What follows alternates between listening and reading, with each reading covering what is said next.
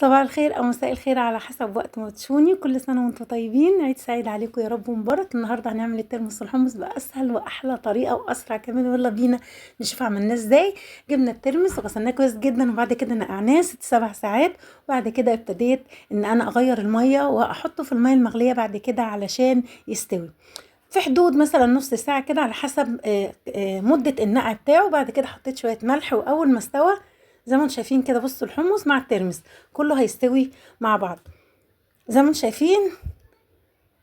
هنا هنعمل الدقة بتاعته، ليمونتين أو على حسب كمية الحمص والترمس، ومعلقة كبيرة شطة، وشوية المية والملح، و4 أو 5 معالق خل. هنا طلعناه اول ما استوى من الميه المغليه وحطيناه في ميه بارده، وابتديت ان انا احط له الملح بتاعه، ولازم احطه في التلاجة بالميه بتاعته. زي ما انتم شايفين كده طلعته وحطيت الدقه والليمون، والف هنا وشفا، كل سنه وانتم طيبين.